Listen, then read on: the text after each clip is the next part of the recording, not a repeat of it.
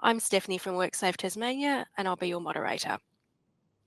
In recognition of the deep history and culture of this island, we acknowledge and pay our respects to Tasmanian Aboriginal people, the original and continuing custodians of the land, sea and sky.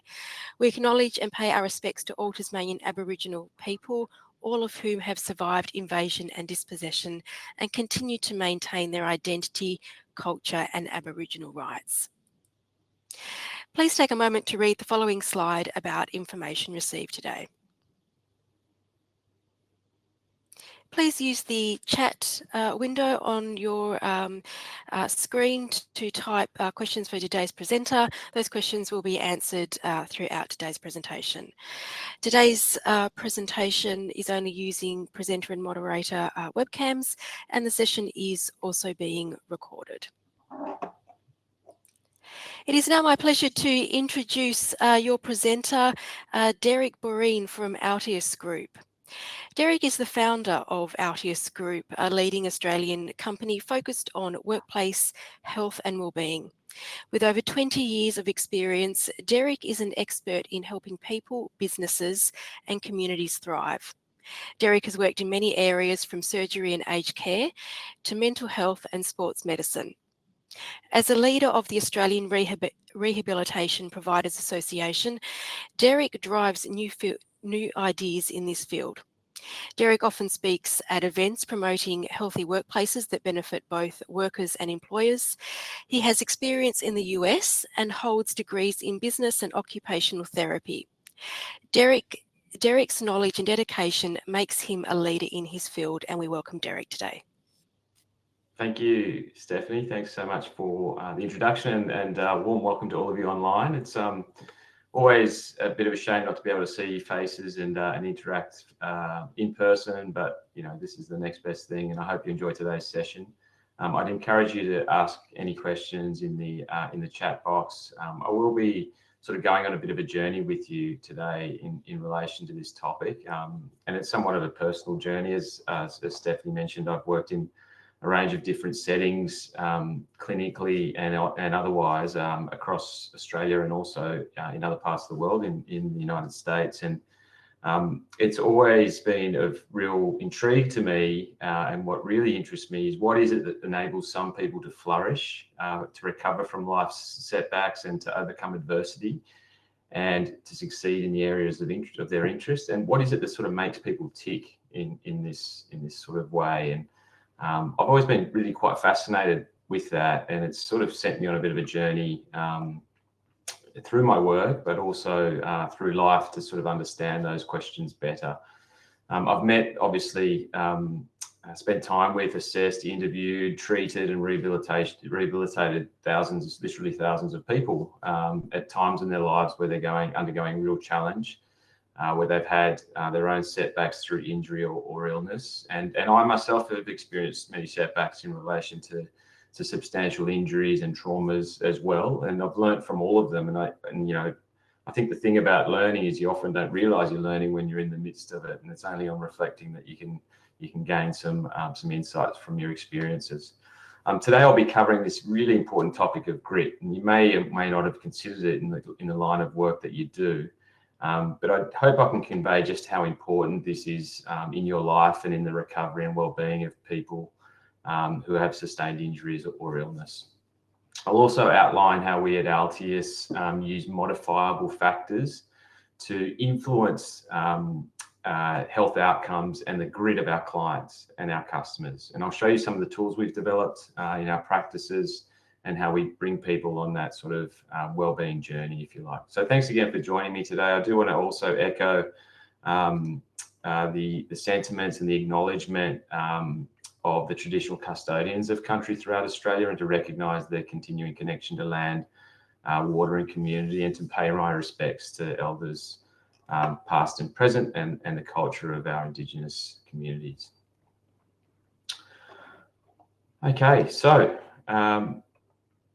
as I mentioned, I've got this sort of personal fascination with what enables people to overcome challenges and achieve their goals. And in particular, you know, it's always struck me as unusual that two people with exactly the same injury of similar age, of the same sort of demographic profile, in the, similar environments with same social supports or similar social supports, they recover differently.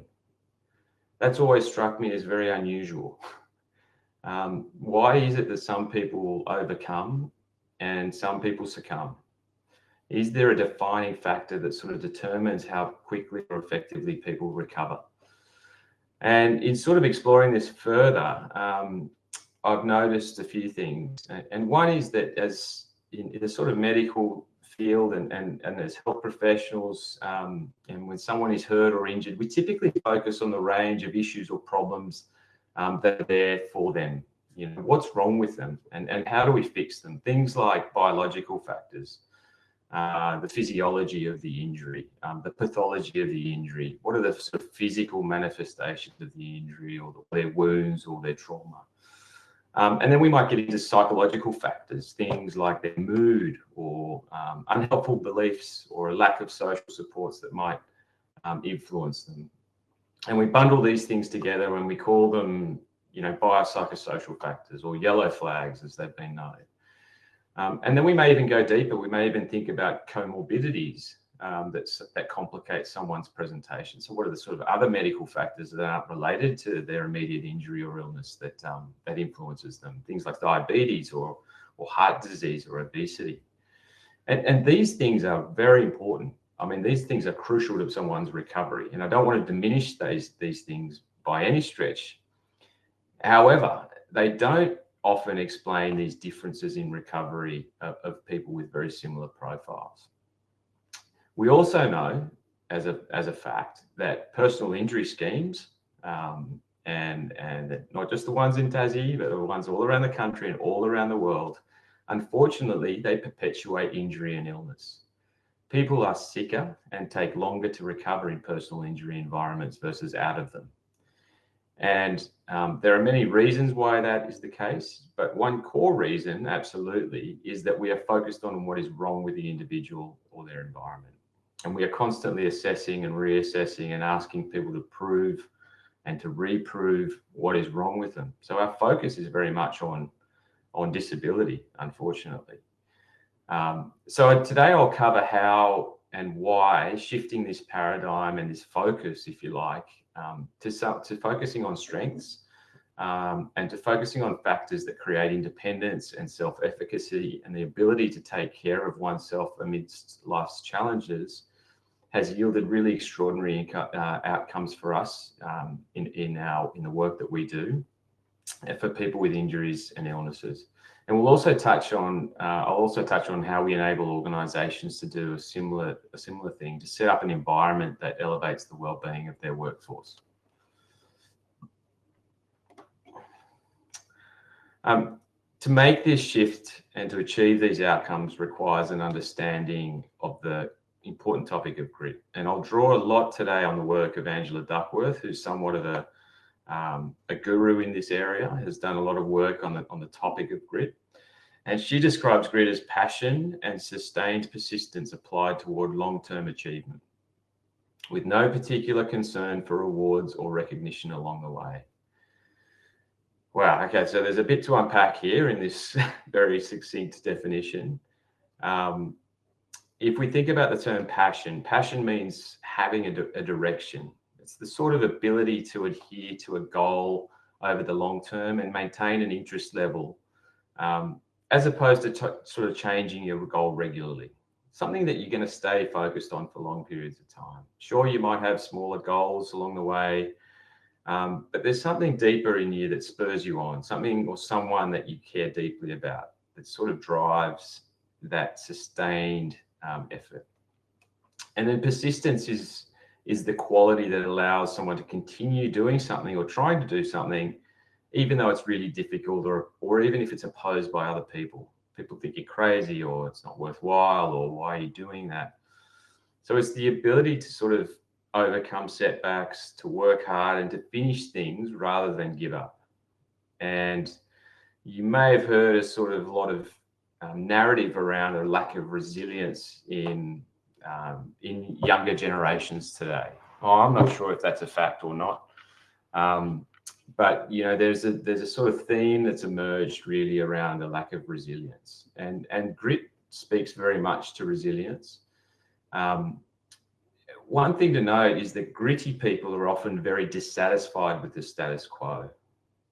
So being gritty doesn't guarantee you sort of any level of satisfaction. In fact, it's quite the opposite. Being gritty tends to make you yearn for something better for yourself or for your loved ones. And often, more typically, gritty people yearn for a sort of better world. They want a better world that they inhabit, and they look for solutions where other people will stop. So extremely gritty people will keep looking for a solution well beyond, and people drop away looking for the solution to a difficult problem. The gritty people will stay there. They'll stay with the problem for long periods of time, and they get uncomfortable spending time in discomfort. They get uncomfortable and spend a lot of time in discomfort, and they grapple with challenges and problems. Now, that might seem like, wow, I'm not sure I really want to do that. I'm not sure I really can do that, or I don't have the sort of fortitude to be able to do that. I don't have the grit. The great thing about grit is that you can develop it. There are modifiable factors to grow our levels of grit and to grow the levels of grit in the people that we work with. And I'm going to touch on and go through how we might do that. I know all of you will know people who you think are naturally talented at something. They'll be great drawers. They'll sit down with a pen and pencil, or a pencil and a piece of paper, and they'll draw something amazing. Or you'll throw them a ball and they'll naturally be able to throw it back twice as fast, or kick it further, or they'll be able to run in a different way, in a natural way, a fluid way, or do a sport in a way that's quite disconcerting at how effortless it might seem. And we often will look at someone with talent and talk about natural talent as something incredible. We'll look at them with a sort of sense of wonder. That's amazing. They're so naturally talented. Oh, to be that talented. They have some sort of gift. And as a society, we're very good at that. We're pretty obsessed with talent. We place a very, very high value on talent in our perception and value of people. We have this concept where we link someone completing a feat or a goal of some sort as being extraordinarily talented. However, if we overemphasize talent, what we tend to do is we underemphasize everything else that's important in contributing to that feat or that accomplishment. And it's an interesting time of year with all sort of football finals that have gone on all around the country in all codes. And we'll see often people talking about talent. They're naturally talented, but they don't often talk about the work that goes in to get to that point. In 1869, there was an experimental psychologist by the name of Galton, his surname, and he happened to be Charles Darwin's cousin, believe it or not. And he had studied hundreds of people who had excelled in their chosen fields. And his idea was to identify, what are the things that make someone excellent? What are the things that make someone excellent? And he literally studied all different manner of people in all different fields, but all of them had done something extraordinary. And there were three things he identified. The first thing he identified was basic ability, which today we might call talent, but he called it basic ability. The second thing he identified, he described as exceptional zeal. In other words, a true passion and excitement about what they were doing. The third thing he identified was the capacity for hard labor, sustained effort. And so there were three quite narrow, simple things that he had identified that had created this ability to excel. And when Galton presented this information to his cousin, Charles Darwin, Darwin said to him that he was surprised that even basic ability had made the list. He thought the other two were far more important. He didn't think talent, in fact, had much to do with it at all. And Darwin attributed his success not to anything other than the fact that he spent more time than anyone else looking for patterns and similarities in nature. That's what he did, and he documented those. And similarly, there was another gentleman by the name of Alexander Humboldt, who some of you may be familiar with, who did a very, very similar thing. He sat with problems and looked for patterns and identified them and documented them over many, many years. And so, in short, they had grit. They had more grit than others, and they had that because they were passionate about their subjects, but equally they were willing to put in hard labor. So whilst talent is of value, it is only one element, as it turns out, a relatively small part of the equation when it comes to getting something done, to achieving something. Talent is quite a small part. And so we need to consider that, in fact, effort is far more important when it comes to achievement, to progressing, to moving forward, than talent alone. And to sort of further emphasize this, there's a couple of equations up on the screen for you here. If we define talent as the sort of how fast we might improve in a skill, that's a nice way to think about it. It's how someone who's talented in a particular field will improve in a skill quite quickly. But to develop that skill still relies on effort. So talent alone is not going to develop the skill level very quickly or at all. It's talent with some effort is going to develop the skill. Now, the use of a skill with effort will lead to an achievement. So putting that skill to use with effort creates that achievement, and effort makes that skill productive. In other words, if we don't utilize that skill or put effort into that skill, it just remains a skill that's inactive and not of any use. It doesn't progress us, it doesn't progress anything. But using effort is important. And so what we see here is that effort counts twice. Effort's part of both equations that lead to achievement. And so when we shift again from this focus on talent to a focus on effort, we start to see how we can influence outcomes. We start to see how people can be progressed from a state of vulnerability after an injury or illness to a state of empowerment, to a state of achievement. And so we can't just sort of work hard at it either. Effort's important, but of course we need to care about it, and we need to stay loyal to whatever it is that we're seeking to achieve. What we also know about people is that deep down, people are incredibly fulfilled by being productive. They're fulfilled by achieving.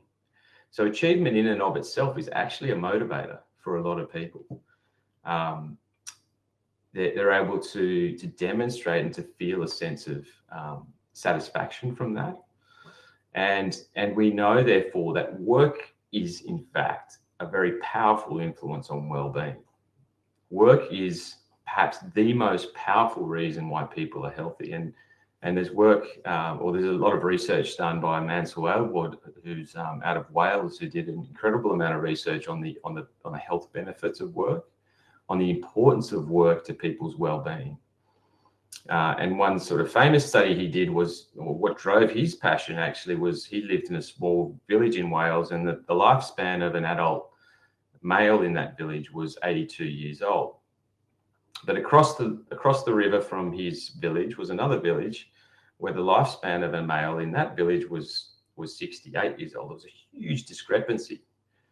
And this was the same environment, physical environment, but the difference in that demographic was that those across the way with the lower lifespan had less work.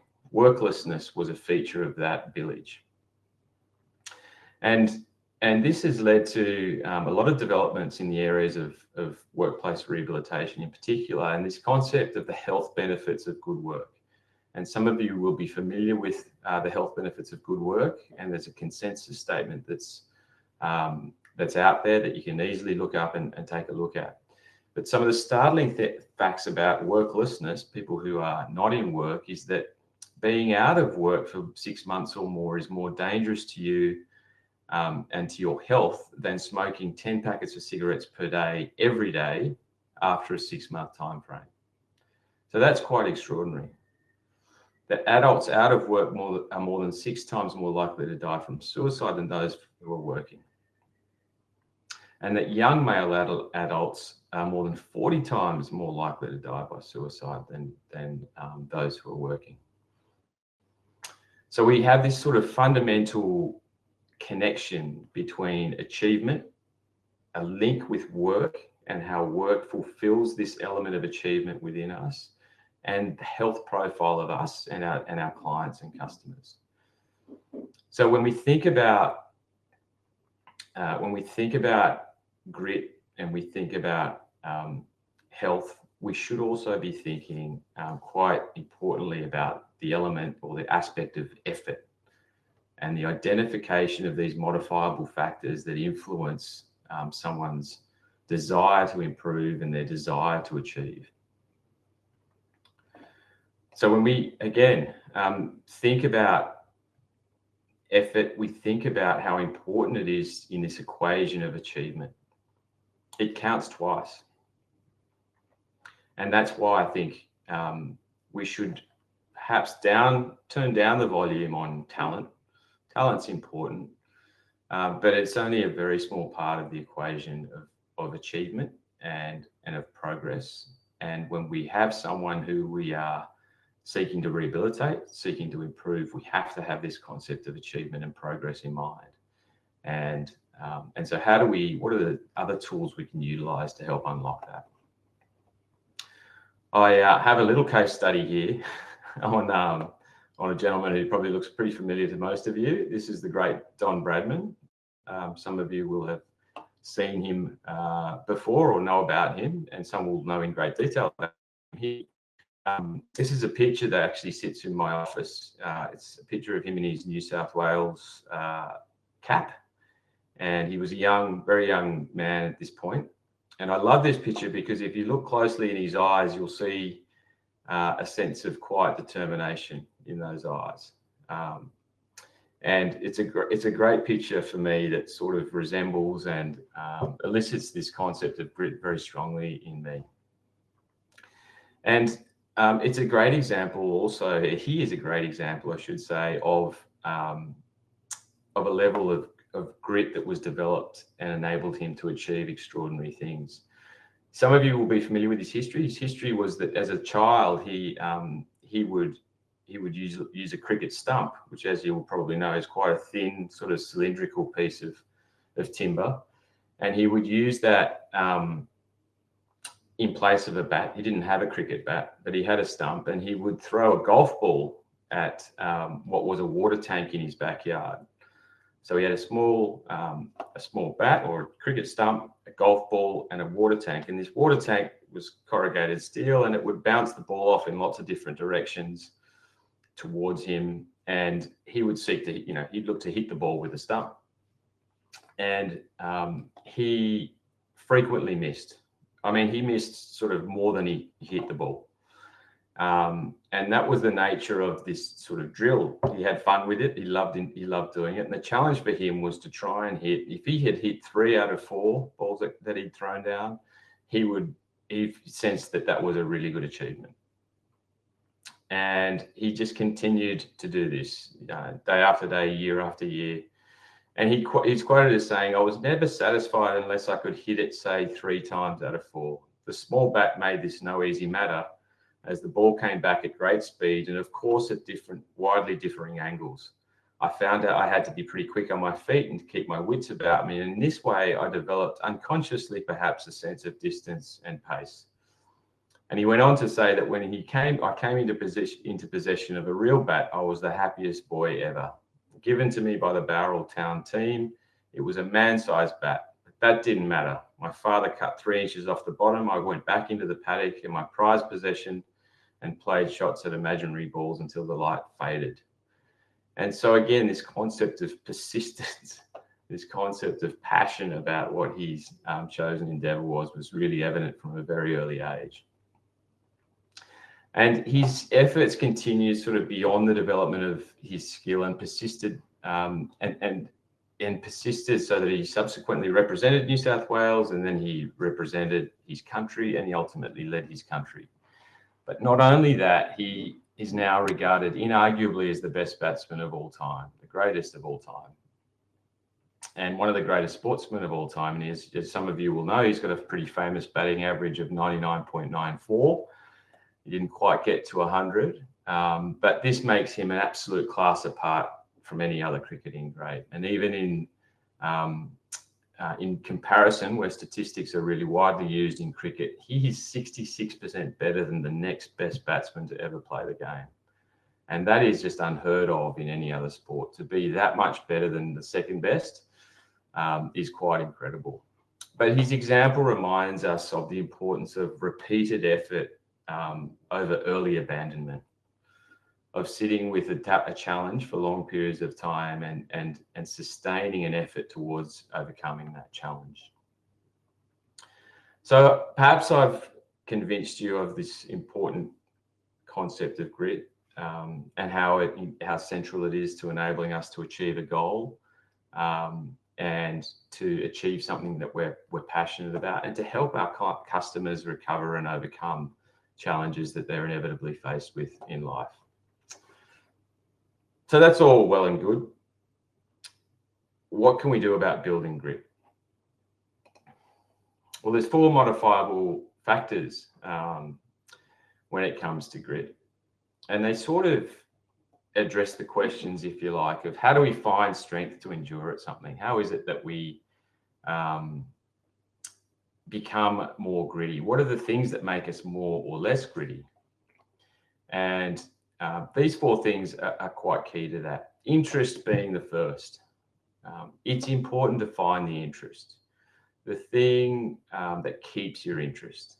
And that could be one thing. Usually it is one thing. If we're going to get really gritty about something, we really need to care about it. We really need to care about it. Unfortunately, not many of us care about work. I mean, if you think of Gallup studies over recent years, they found that about 2/3 of Australians are not engaged at work. Now, if you combine that statistic with an injury at work, you end up with a very real barrier to sustainable return to work outcomes. You really do. But the thing about finding an interest is that it's not a passive process. Some people think you can sit back and sort of contemplate this and think a lot about it. And that's sure one element of finding an interest, but it's really found by getting out into the world and by experiencing and experimenting.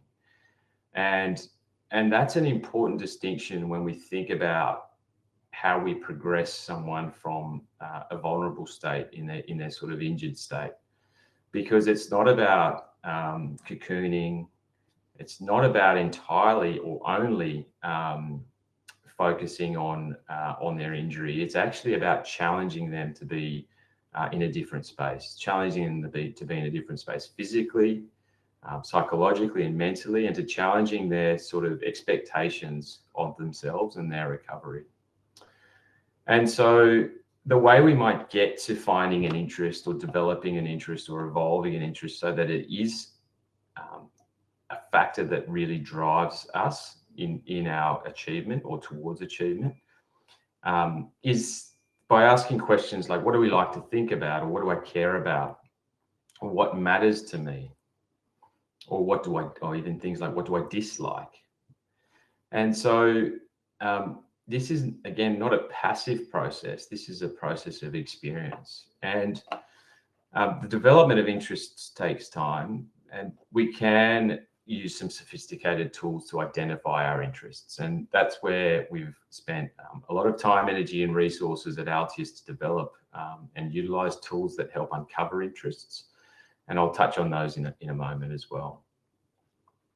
Also, exploring the nuances of a work role can be really useful. So sometimes people at work they'll stay in a job because there's some element, some part of their work that is deeply satisfying. Perhaps it's a small part, But often that part can be expanded, or the focus on that part can be expanded, and the real interest can be drawn out and grown. But people don't spend time identifying that true interest. And so that's, again, an important nuance when we think about motivation to return to work, and we think about recovery, and we think about coming back from an injury. Identifying that interest in the person's work role is important. But that also takes work. That takes effort, and it takes participation. The second modifiable factor that I've got up there is practice. And so this concept that we're going to find an interest and all of a sudden we're going to be motivated is not how we achieve. Interest is one element, and there's a real dynamic that happens between these four modifiable factors. They don't sit alone and in and of themselves become part of the things that motivate us. They interact, they interplay, and they intersect. And so this concept of practice is not just about logging hours doing something. It's actually about the quality of effort, the quality of hours, of having a goal, of putting in time and seeking feedback and getting feedback, and repeating and refining. These things are quite central to practice. If we want to progress, if we want to grow our grit, we have to practice. So interest and practice together take us, more than halfway along the journey of expanding our grit and building our grit.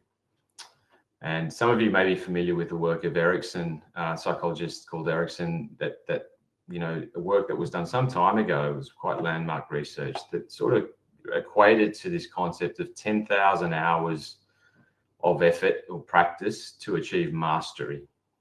If you want to master something, it's 10,000 hours. It's about 10 years for most of us. So you think about, if you have been or done something passionately for 10 years and haven't deviated from it, if you think back, and I think I've grown. I've had a lot of grit around some of the work I've done, and I think about what I knew or how much I knew, even at 5 years versus 10 years. It was quite exponential those last few years as to how much I learned and how much I grew in relation to that particular topic. Purpose is quite central. The great thing about purpose is there's sort of this common link amongst us as humans typically, is that we often have this sort of desire to contribute to the well-being of others. That seems to be a fundamental thing that kind of works through many of us. It's a sort of humankind thing. And so how we might link what someone does, either by their occupation, the work they do, most importantly, if we're thinking about rehab, what does someone believe about their occupation and how it makes a positive contribution to the society at a very personal level, and can we connect that? Can we bring this sort of purpose forward into their thinking, and therefore into the factors that improve their grit? Most occupations do that. Most occupations will have a very good connection to this underlying purpose of sort of contributing to the well-being of others. So it's important to draw that out. It's a skill in drawing that out, no doubt, but it's important to draw that out. And the last modifiable factor here in developing grit is hope. And hope sort of needs to pervade through all of these modifiable factors, because this is difficult. This is not a sort of simple journey of let's do X, Y, and Z, and we'll get an outcome. And hope, I sort of think, when you think about this sort of definition of hope, I don't want you to think about luck. I don't want you to think about as some sort of fortune. But think about it through the lens of sort of getting up again. If you're knocked over, why would you get up again? Hope is why you would get up again. So how do we sustain this concept of hope through what will inevitably be challenged, what will be sort of confrontation and difficulty. Hope is really important to this. And as you know, Martin Seligman is a sort of founder of positive psychology, and he's done some incredible work. And his work really touched on this concept of the fact that it's not suffering that leads to hopelessness. Hopelessness is not caused by suffering. It's caused by suffering you can't control. And we know that in a personal injury setting, many people with injuries that we take care of or sort of look to support have learned hopelessness. They've learned hopelessness. They've been they've succumbed, if you like, to this concept of hopelessness. And so that's a horrible place to be, and that's a difficult place to take someone from. But instilling hope comes by instilling a sense of control. And so that is a very, very crucial part in rehabilitating someone who's had an injury, is a sense of control and a sense of hope. And so the sort of relevance of this in the lives of people that we work with is enormous. Their prospects of work, their prospects of recovery. This concept of hope is really fundamental to that, this concept of self-control.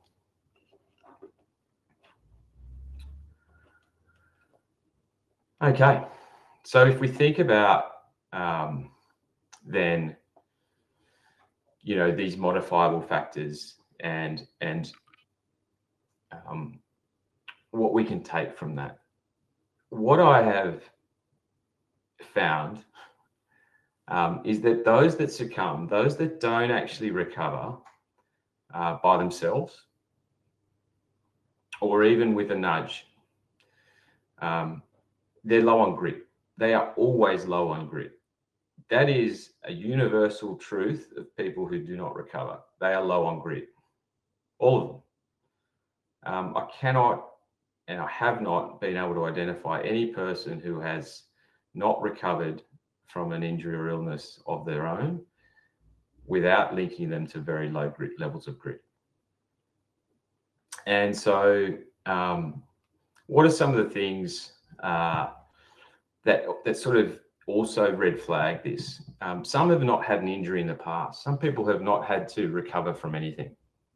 That's a really interesting, that was a difficult one for me to sort of get my head around, but I had interviewed enough people in my time to understand that many people had never actually hurt themselves until they were hurt at work. They'd never really had to recover from anything too significant. That was a big shift for me personally, but it's an important one. So if you don't have an experience of recovery, you don't have an experience of getting better, you have a lot of uncertainty and you may feel quite hopeless. The other sort of interesting feature of people who seem to be low on grit as well is that they may have experienced adversity, but rather than grow from that adversity, they've shrunk. Well, they've sort of developed a loss of control. So they've given over their control to their insurer, or they've given over their control to their doctor, they've given over their control to their treatment provider or to their loved ones. And so they've experienced adversity, they've given up control, and they therefore lose what we talked about in the prior slide, hope. They have learned helplessness. And so that's a very sort of interesting, those two profiles are actually quite interesting when we think about profiles of people who do not recover in and of themselves or by themselves. The good thing about the fact that people learn helplessness is that they can obviously have the ability to learn new things. They can learn things that are also much more positive for their recovery and much more positive for their experience of life. So we can restore a sense of control. And if we think about, you know, the sort of key ways we can do that, we do that with these sort of modifiable factors, these factors that influence grit. And the good thing is we can do it with science. We can restore that sense of control with science and with approaches that we know are sort of steeped in empirical evidence. And clearly one of the key things is it's not just about the tools that we can utilize to help do this, but it's about the people.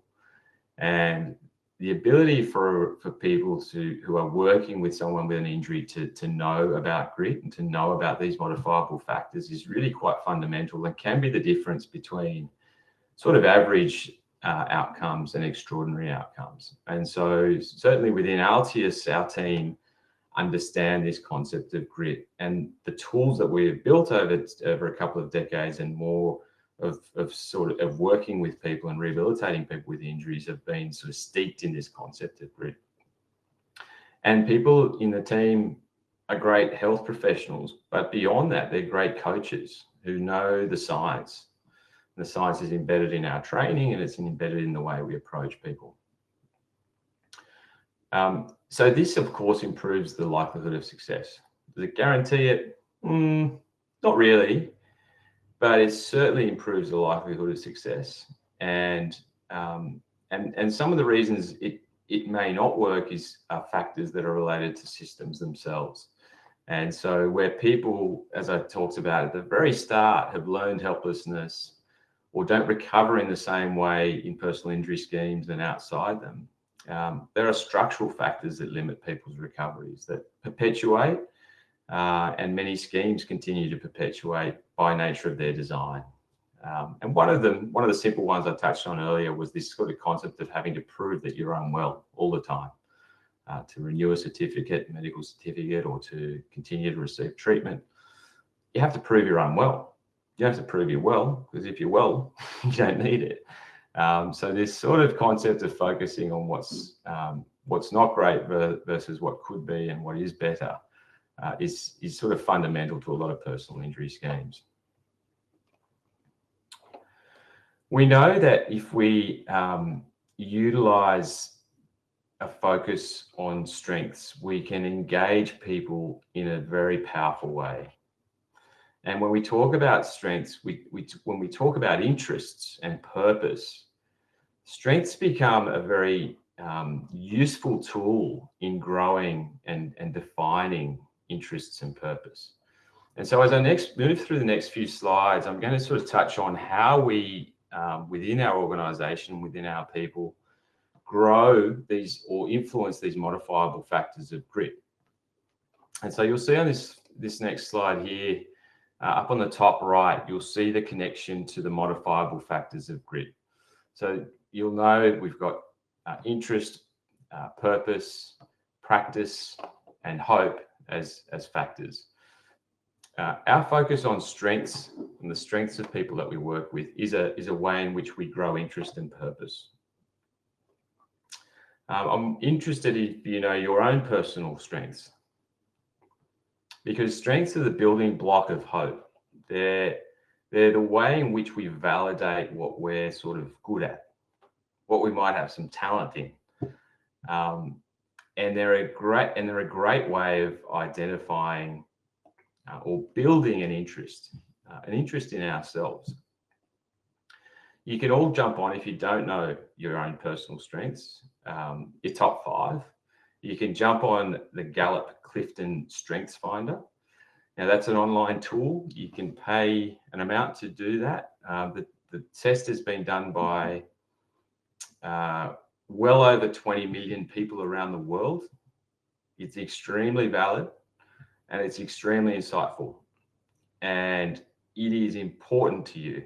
I have 3 children, 3 daughters. I got them to do their strengths very young at age, probably too young. Anyway, the point was that they know their strengths now, and they can come back to that. And so my top 5 strengths, for what it's worth, are strategic, learner, achiever, discipline, and positivity. They're my top 5 strengths. And I learned that very early in my career. I knew that those things was quite central to me in my career, or central to my personality and my abilities. And that helped me enormously. That helped me sort of progress and move in the direction that was what was easier for me. When you're working to your strengths, everything feels a bit easier. And so that's the other part. We don't have to sort of work constantly against resistance. We can work with our strengths to develop our interests and have a real purpose. And there are a range of different strengths. Okay, so there are I think there's something like 72 different strengths, and the combination of those strengths is unique. So you might think, oh well, if that many people have done it, I'm probably the same as the next Joe Blow around the corner. Well, that couldn't be further from the truth. In fact, it's the combination of these strengths is so unique that the chances of two people sharing the same top 5 strengths in the same order is 1 in 33 million. 1 in 33 million. So my top strengths of strategic, learner, achiever, discipline, positivity is 1 in 33 million in that order around the globe. So do the top 5 strengths, do your Gallup strength, Clifton Strengths Finder if you can. We do it with many of our clients, particularly the ones who are really disengaged, have learned a lot of helplessness. We do it with our team. All our team members know their strengths. And it's a powerful motivator because it can help connect you to both interest and purpose, which are obviously the two of the modifiable factors of grit. So jump on. I'm happy to provide. You'll see it in the slide there from the Gallup Clifton Strengths. You'll see it at the bottom of all those noted different strength descriptors, and obviously there's whole paragraphs that go along with your strengths as well to help describe what that strength is. But if we use strengths with someone, they're 6 times more engaged and 3 times more life satisfied. So if you can create a scenario where someone is playing to their strengths, they're going to be way more engaged in what you're talking to them about, way more engaged and satisfied in life. So much easier to work with, so much easier to work with.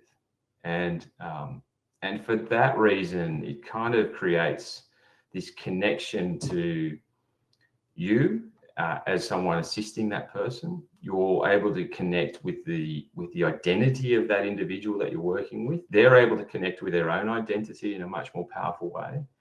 It gives them enormous confidence, and it also creates this connection to pursuing and identifying the things about their current work or future work roles that they really want. You know, what is it that's going to bring out my strengths? So this is a very important, quite a simple tool to utilize to help grow grit. The other tool which we have, which is a proprietary tool of Altius, which we've developed, is a tool called Future Pathways. And Future Pathways utilizes a whole array, as you'll see there, of different elements to evaluate someone's career interests, their personalities, their sort of cognitive abilities, their well-being, their overall well-being, their restrictions, their inabilities, if you like, the things that they're limited in.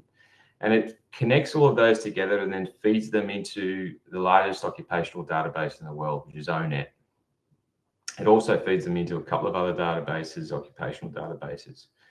And it produces for that individual their specific vocational options. What are the things that this person with all of these elements of their profile is able to do? What is going to really appeal to that individual? And what is it that they can do despite their physical restrictions, which by this stage are often longer term physical restrictions? This is an extremely powerful tool for developing interest and hope. This is, it's a one-of-a-kind tool. When we first talked about building this tool, it was a bit of a, well, I thought it was going to be quite simple, to be honest. That's the way I think about many of these solutions. This is pretty straightforward. We'll just plug in what someone's interested in, what they're good at, what their personality is. We'll put them all together and we should be able to identify a vocational option. Now, the way vocational options have traditionally been identified is through interview and definitely through some assessment, but it relies so heavily on a consultant's capability and their experience and their knowledge of the vocational options that are going to fit the profile of that individual they're seeking to assist, that it is naturally limiting. It's extremely limiting. It's limited to the consultant's capability. This utilizes science and utilizes data, and it utilizes the power of computing really to come up with something that is far more broad and far more directly related to that individual's input. So the inputs that are in these 5 elements that you see here are provided by the worker under the supervision of the health professional, but they're provided by the worker. And so that in and of itself is extremely empowering for that person. They're not getting told what they do, what they could do by someone else. They are directly influencing and seeing the outputs that come from their inputs. That's enormously empowering. And so, again, we're giving people this sense of control. We're giving people this sort of capacity to understand what their future may look like. And therefore, we're giving them hope. And hope, as I talked about, is this sort of fundamental that weaves through all of the modifiable factors of grit. So what we end up with is sort of this development, if you like, of a focus on what someone can do. The net result of this is, what can you do? This is what you can do. This is what we know you can do through science. Not because we're guessing, not because we're telling you, but because you've provided input to lead to this outcome.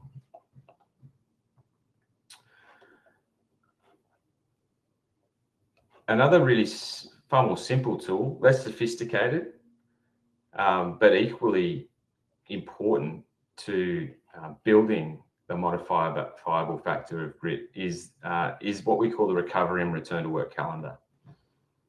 And it's very person-centric. It's very focused on the individual with the injury. It talks about the things that are important to them in their daily lives. It might be doing the washing. It might be picking up the kids from school. It might be spending time with their dog. So those things may or may not be important to us. But if our purpose is to help someone recover from an injury, and it's important to that person, well, how can we use those motivating factors, those things that are important to that person in that person's life, to show them progress, to create practice? And you'll see on the top right of that slide there that this tool engages interest, it engages purpose. It also extends to practice. And so it does that by putting dedicated time into a calendar to completing a task, to practicing a task, which goes to effort. It goes to effort. And it's important when we're working with someone, again, to emphasize effort, not to emphasize talent, not to emphasize that something's going to be easy, but to emphasize sustained, repeated effort. That is how achievement comes about. And there is no sort of super quick way to this.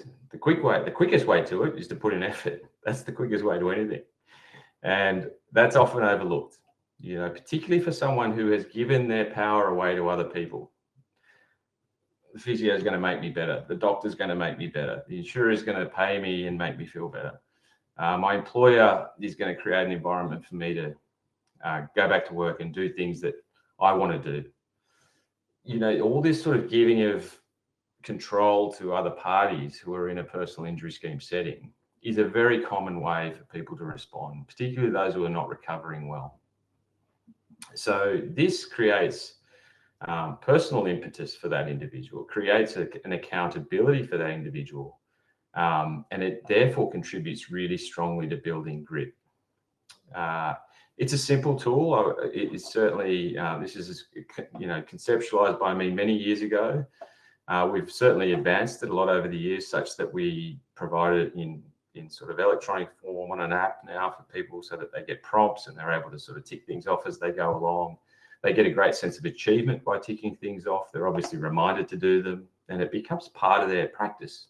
It becomes part of their day.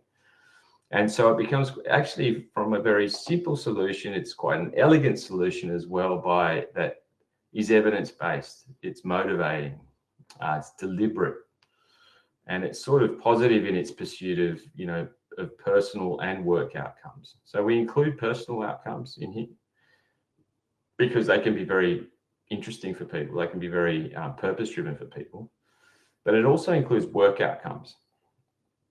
How long am I spending at work? What am I doing at work? How does it integrate with the work tasks that are available to me that I can do safely? So it also enables quite nicely an ability to transfer what people are doing on a personal front and the functional requirements of that, driving to pick up children, or cooking meals, or doing the washing, or laundry, as I touched on earlier. How does that translate into an ability to do things at work? And quite often there isn't a nice connection there that people see and understand, but this helps bring that out and bring it forward. And I touched on the application that we utilize. Altius Life is the app, and look, I've always been a little bit touch and go on apps, because I think they have to be very personalized to create the sort of a motivation, if you like. And the differentiator between the Altius Life app and other health apps is that it actually uses applied neuroscience to influence and change behavior. So built within the app are elements that improve this connection to purpose. It improves this sort of self-determination, if you like, and it does it across domains of physical and mental health. And it does it through things like movement and nutrition and socialization and healthy habits. And so when we talk about the recovery and return to work calendar, we talk about that being enacted within the Altius Life app. And there are prompts, if you like, that we call life actions that are delivered to the individual during their recovery journey. And that's a wonderful way for someone who doesn't want to engage with a piece of paper, but also, is time poor or needs to be prompted. And the nice thing, and to have access 24/7 to that is quite useful for many of our customers as well, for our clients. So they're able to connect with their plan, their personalized individual plan for recovery through that app. Clearly, we're able to connect with them as well directly and help coach them through that. And we're able to sort of see with them, what have they been able to achieve? What have they ticked off on their life actions task list? What's come up and they've ignored? Why have they ignored that? What's the motivation for ignoring it? What's the motivation for doing it? Those things are really fruitful conversations when we're talking about recovery and progressing someone through the path of vulnerability and learned helplessness back into a sense of control and a sense of achievement. And I touched on this earlier, but certainly of equal importance to all of this is a competent coach, people. This stuff is not a self-help scenario that people can work their way through and recover in and of themselves and by themselves. The people we work with have been made vulnerable through injury or illness. They haven't been able to recover by themselves. And the reasons for that, as I touched on earlier, will be a wide array of reasons, all of them valid. But what they all have in common is a lack of grit. These people all have a lack of grit. And so ensuring that we build grit is fundamental to ensuring that they recover as quickly as possible and as sustainably as possible as well. So a competent coach is quite key, and how we connect an individual to their purpose, to their recovery, their goals, and to create hope. Many conversations that we have in rehab are hope-related conversations. Not hope in and of itself as a strategy, but what are the factors that enable hope? A sense of control, a sense of completion, a sense of achievement, demonstrated progress from A to B. So these things are important. And the other sort of element around a competent coach is that we often have in personal injury schemes a sort of lack of coordination. We talk about coordination. We talk about injury management as being, the coordinated care supporting someone's recovery, but it's very rare that that plays out in practice. And so the coach needs to be able to coordinate these stakeholders in a way that's meaningful for the individual's recovery. And quite often we do have stakeholders who are talking different languages to an individual who's recovering from an injury. So how does a competent coach translate that for them? How does the competent coach bring those stakeholders together into alignment with the same game plan, if we're talking about coaching in a sporting sense, with the same outcome in mind? And that is quite central to the role of a workplace rehab provider. Amongst the deep knowledge of health and recovery and science is the concept of creating alignment, of motivating, of establishing hope, of focusing on purpose, and developing deep interest in the people that we work with.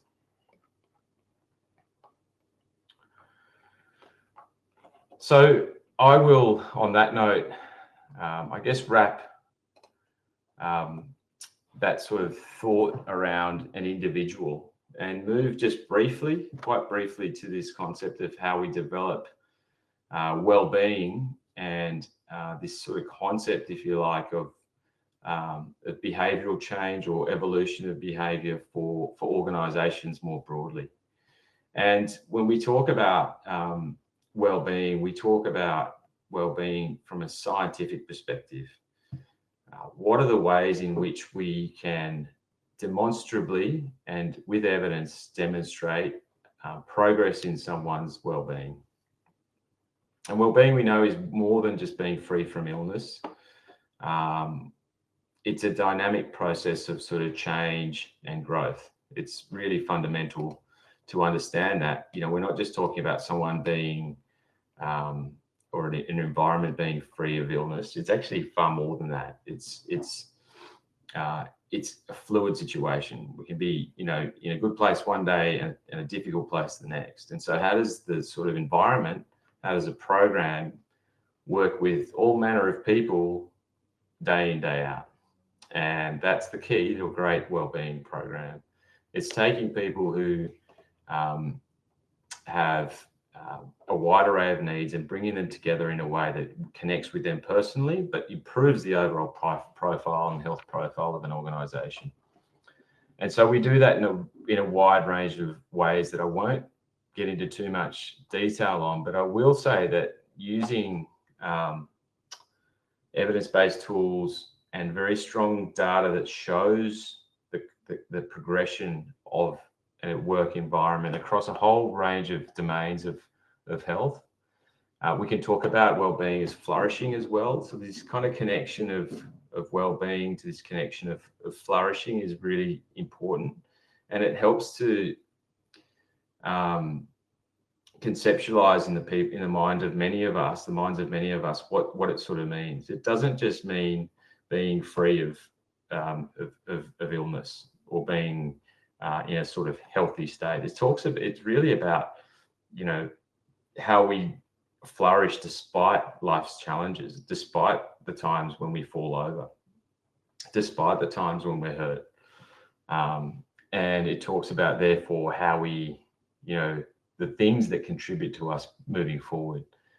And organizations have a very central role to play in progressing and ensuring that those elements that can be influenced for someone's individual recovery or individual health are in place. And there are some really fundamental things, and there are some, as we know now, psychosocial or psychological risk profiles are really gaining a lot of traction in the country, and the understanding of psychological safety is sort of paramount. And the great thing about this is that it all makes financial sense as well. And so when we're talking about why spend money on these things, why spend money on rehab for an individual in a personal injury scheme, well, we know they'll get back to work sooner, they'll stay at work more sustainably. We know that their engagement and productivity at work will be much higher. And we know we can, if they're left without rehab support, that those things will take longer. And of course, the financial impact of someone who's assisted with rehab is far less of an impact or an impost on the scheme than someone who's not. In a similar way, we can demonstrate quite clearly that organisations who invest in the right things in a wellbeing program yield extraordinary returns on investment as well. And somewhere between $3 and $6 for every dollar invested. There's programs that our programs have resulted in a 25% decrease in absenteeism, and in one instance, a 41% decrease in compensation costs, which was a $5.81 saving for every dollar invested. Really clear examples of this happening repeatedly amongst the customer base. And the other thing is sort of some less tangible things, but things like kind of engagement and productivity gains that we can see are also really evident through well deployed and well measured wellbeing programs. The challenge with wellbeing programs historically has been that organisations haven't been able to identify or measure the impact of them well. And so defining as a benchmark where an organisation is and where they're progressing and where they're investing money is quite crucial to then identifying whether a program works well. So that in and of itself, again, is quite a central piece to ensuring that for organisations that do want to take health seriously, that they are enabled to do that in a way that efficiently uses the limited resources they have. Organisations do not have money just to spend on health and wellbeing when they're not seeing a return on it. So it's incumbent on health professionals or people involved in this industry to make sure that the money that's spent by an organisation on improving wellbeing is achieving outcomes.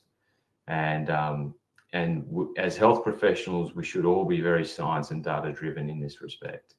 And clearly that's, I think, where historically the concept of wellness, we talk about well-being, we talk about flourishing, but this concept of wellness has been washed up in less evidence-based activities than what is available to us today to deploy within organisations.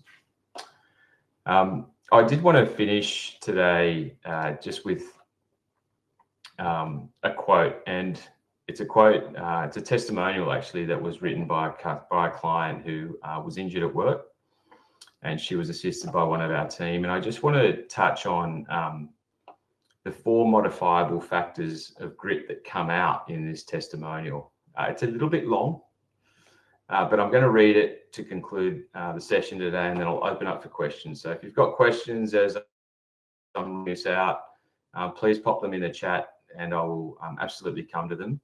But I'll turn to this testimonial because it reflects how we built grit in this individual. And it's a great example. So it reads like this. Good evening. The purpose of my email to you this evening is to inform you of what a truly consummate professional you have working for your establishment. Isabel was assigned to me via an insurer regarding a current workers' compensation claim.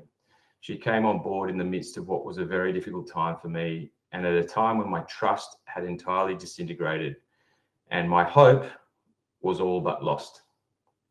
When I made contact with Isabel for the first time, I immediately felt comfortable and at ease. She had a soothing voice that was calm and uplifting. She was understanding, compassionate, and empathetic. I knew she was not judging me and only wanted to assist in my rehab moving forward. She showed interest in me, and we developed a great rapport immediately. Even though there is an age difference, we had a lot in common, and it became evident that Isabel really enjoys and appreciates her job and is a positive and confident professional who cares. Isabel's delivery of the assigned programs for my rehab were not rehearsed and boring, but exceptionally well thought out by way of delivery and content. She included me, gave her a sense of control, included me in all aspects of the work, and made the process fun and extremely interesting and motivating. Each meeting was a truly enjoyable experience, and I'm so glad I was assigned Isabel to help in my recovery and return to work. She had a major impact on my recovery and often touched base with me. The expectations for my complete pre-injury return to work would have been some months away, but due to Isabel's devotion to me and my ongoing recovery, I was fortunate to obtain that outcome much more quickly. In fact, yesterday, and I am thrilled. I'll paraphrase here, she was the driving force solely responsible for allowing me to believe in myself again and enabling me to get back up again and move past the events of my claim.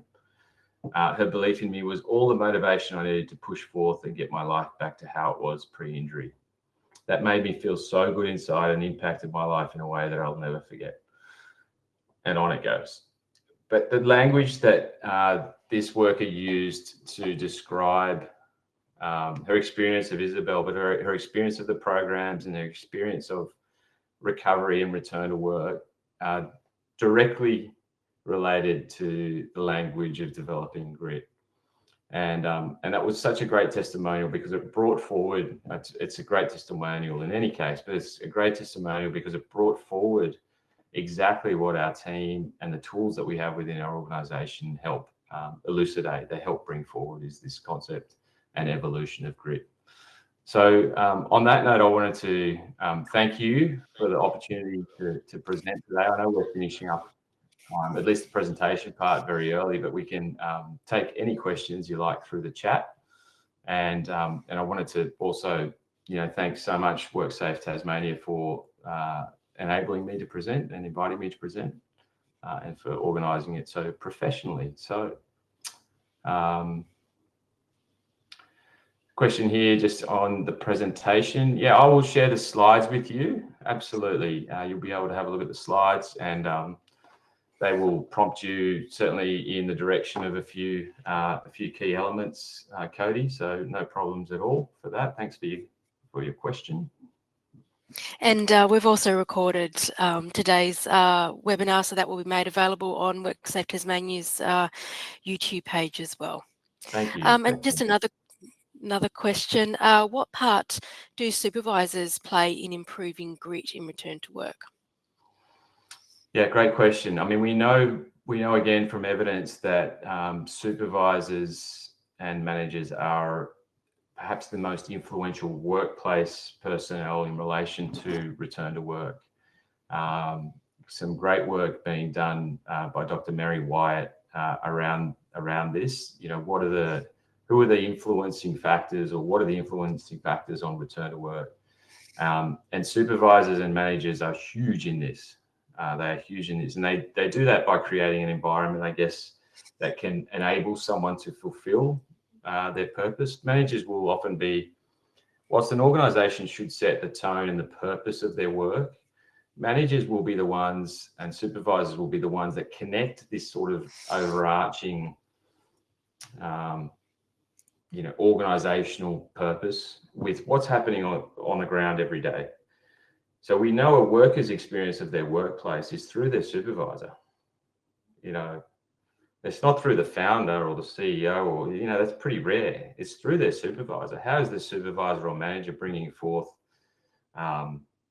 what the organisation is about into daily practice? How are they interpreting what the organisation is about into the work of that individual who's working with them? So they play an enormous role. Having said that, what I hope I've sort of brought forward is this concept of self-efficacy. How do we build self-efficacy in someone, yes, that's injured at work, but even that's not? How do we raise the grit level of someone before they're injured? How do we make them more gritty before they hurt themselves? Because they won't be customers of ours if they're gritty when they hurt themselves. They won't. They'll figure out their own way to recover. They won't give their power over to their manager or their supervisor or their doctor or their treatment provider. They'll figure it out themselves. And so can we create workplaces that are grittier? Well, we can.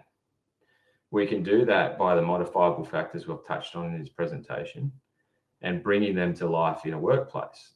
And that is where supervisors clearly can have an influence.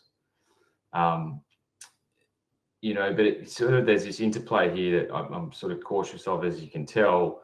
I don't want to, hand all the power over in improving grit to a supervisor or a manager, because clearly we've got our own roles to play as individuals in the grit level that we have. Thank you. So if anyone does have any other questions for our presenter today, Derick Borean from Altius Group, please use the chat panel to type any questions or comments. And today's webinar is the power of grit in achieving positive return to work outcomes.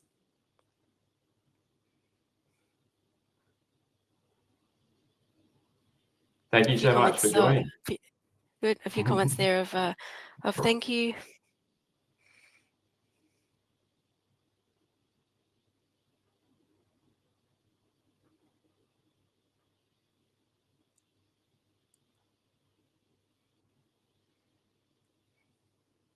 So with no further questions coming through, Derick, I'll begin to wrap up today's webinar. So thank you again to our presenter today, Derick Borean from Altius Group, for his webinar, The Power of Grit in Achieving Positive Return to Work Outcomes. Today's webinar has been part of WorkSafe Tasmania Month. WorkSafe Month is an initiative that is funded by the WorkCover Tasmania Board. Today's webinar has also been recorded. Please head to worksafe.tas.gov.au's YouTube page to revisit and share today's webinar to your workers and colleagues who were unable to attend today's event. Please also head to worksafe.tas.gov.au's website to see what other webinars and in-person events we are running throughout the month of October. Thank you again to our presenter, and thank you to everyone for attending as well. Have a safe and healthy day. Thanks. Thank you. Right.